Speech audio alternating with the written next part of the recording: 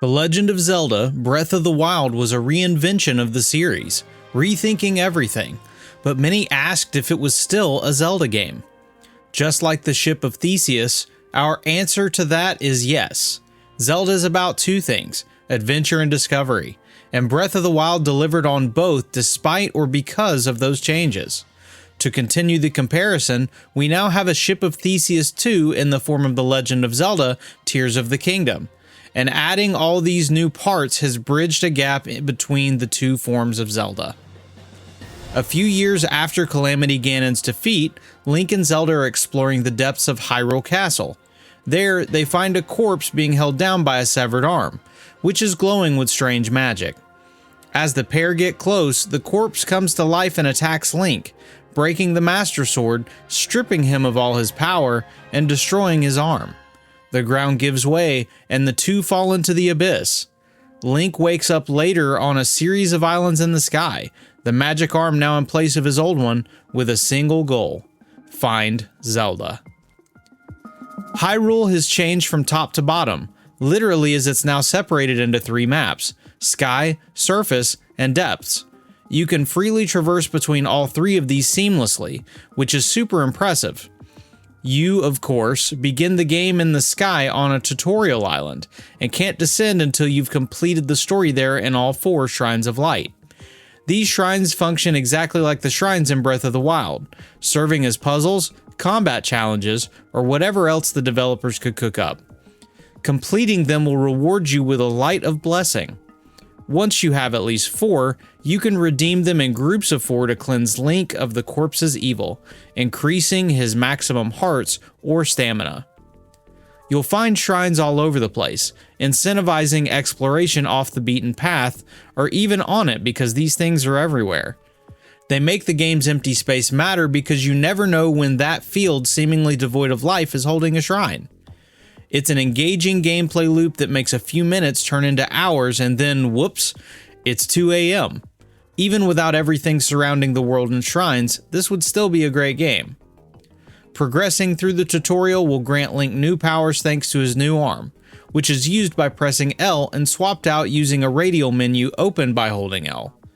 Ultra Hand, a reference to a toy created by Gunpei Yokoi for Nintendo in 1966, lets you pick up objects highlighted in orange, move them around, and even stick them together with some icky paint-like goop. What's this icky paint-like goop? It's moving! Fuse does what the name implies, allowing you to fuse weapons and arrows with objects or material for different effects. Ascend can send Link swimming up through solid terrain, emerging on the other side, and finally Recall will rewind an object through time. This is a toolset with almost endless possibilities and relies more on player expression and creativity than just design solutions. For example, let's say you're standing on one side of a gap and you need to cross. You could create a flying machine with Ultra Hand to soar over the crevice. You could jump below, then swim through the cliff with Ascend. You could move a platform over and back, and then rewind it, fuse a spring to your shield to bounce across, or just build yet another bridge by sticking trees together. On the surface, it seemed like the game would focus mostly on building vehicles with Ultra Hand, similar to Banjo-Kazooie Nuts and Bolts, but every power sees constant use. Those vehicles can be a ton of fun to build and use, but very annoying simultaneously. Creating a death machine to wipe out waves of enemies has a childlike joy to it that hasn't worn off after dozens of hours. But after its initial use, most vehicles feel too disposable. At the beginning of the game, we tried to make cars to get around Hyrule, but would constantly run into obstacles like trees or hills that are just too steep. This would require getting out of my car and manually carrying it over or through with Ultra Hand. We have tried many times to tow our creations through like planes using the towing harness you can get for horses, but our steed will constantly refuse to move forward with anything but the pre-made carts attached. You're clearly not intended to use a single vehicle for the entire game, as they despawn anyway if you walk too far away, but we would like them to be useful for more than 5 seconds. The parts will also break or detach after some extended use. No flying from one end of the map to the other for you. As they are, your creations are basically one-trick ponies. That said, you can create some wild stuff if you have the parts and imagination. We've seen dog petting machines, jet skis, paddle boats, mecha, and more.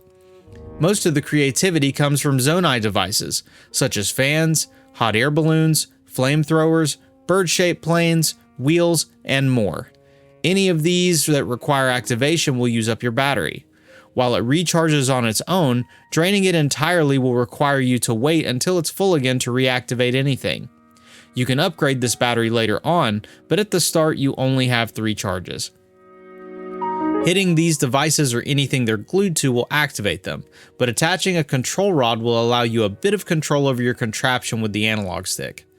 You'll still enjoy Tears of the Kingdom even if you're not the creative type, however, because it all comes down to doing things how you want to do them. If you want to solve every puzzle with a bridge, go for it. The sky's the limit, but you can stay on the ground if you'd like. That freedom is easily the best thing about Tears of the Kingdom, which is why it's still baffling Nintendo staunchly refuses to create good options menus. Thankfully, you're able to invert camera controls, rotation for Ultra Hand, locking the minimap to the north, as God intended, and a few other options like Promo HUD, which could use the ability to bring up the HUD by, say, holding A for a time. But it's shocking how Nintendo's design philosophy is player-friendly, but only if you're entirely able-bodied. We're lucky enough to play their games perfectly fine, but it saddens us to think others may not be able to enjoy this wonderful experience to the fullest. Despite these issues, this is a fantastic game. Breath of the Wild distilled Zelda back to its base components, but Tears of the Kingdom is slowly fusing some of the series' trappings back into this new style. While you can still climb basically any surface, figuring out how to get places faster and more efficiently with your new powers feels like an extension of this world opening up with items. The biggest returning feature are the dungeons, which feel like a combination of new and old design philosophies. You'll find these in the open world, with no loading screens attached to enter them, though you'll need the designated companion's powers from the story to reach them. Each tasks you with activating a few switches in corners of the dungeon to then fight the boss. They're still more open and freeform like the Divine Beasts, which isn't to my taste, but they're bigger with more puzzles to solve.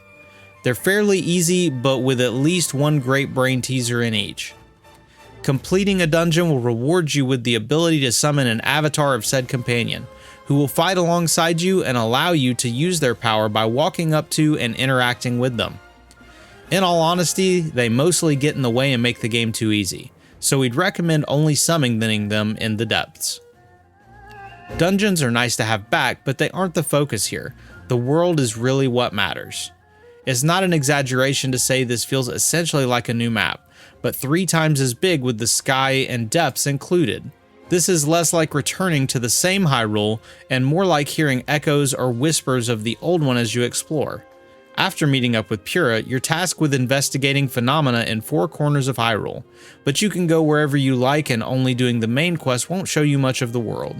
However, not all monsters will scale to Link's strength anymore, which means you'll encounter the stronger black and silver variants in certain locations no matter what.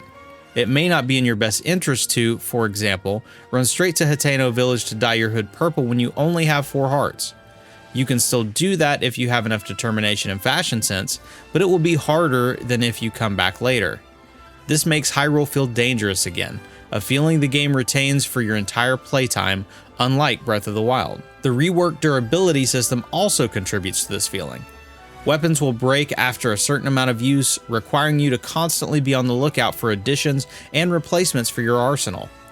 Thanks to the upheaval, the inciting incident that caused Hyrule to change so much, almost all the weapons have decayed, making them even more fragile.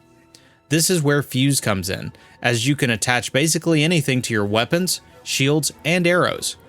You could attach a spear to a short sword to give it a bit of a boost in attack power and greater range, but what you really want to do is replace the pointy bits entirely with monster horns. These will give the attached weapon much more durability and attack power, but of course, you have to defeat monsters to get those horns, breaking weapons in the process. This makes for a nice progression loop and discourages hoarding until the end game. For weapons, we like to use horns on sword and spears, and rocks and boulders on greatswords to create mining tools and gather gemstones to sell for rupees, and Zionite to crystallize and then exchange for battery upgrades or use to recreate contraptions with auto build. Greatswords are too slow for our tastes, and this is a great alternative use that still gives them relevancy. Fusing will grant weapons what we'll call a subtype depending on what you fuse. Putting rocks or any other type of blunt instrument on a weapon will make it a hammer, great for breaking ore deposits and armor on enemies, while the pointy things are better for cutting. This gives you one more thing to consider when crafting weapons, as you'll need both types throughout the game. Arrow fusion is much more one-off, but still just as interesting. You can put eyeballs on arrows to make them home in, useful for flying monsters or any type of elemental fruit to create fire, ice, electric, or water arrows. This process is a bit clunky as you need to hold up on the D-pad and navigate a list using left or right on the right stick, but thankfully you can sort by most use. You never know what a fusion will do until you test it out, and we're still discovering new combinations late into the game. Likewise, shields have interesting fusions as well, though are best left unfused normally until a fusion could be specifically useful. For example, putting a Zonai spring on a shield will allow you to gain a ton of height with a shield surf, while a push room will confuse any enemy who hits it.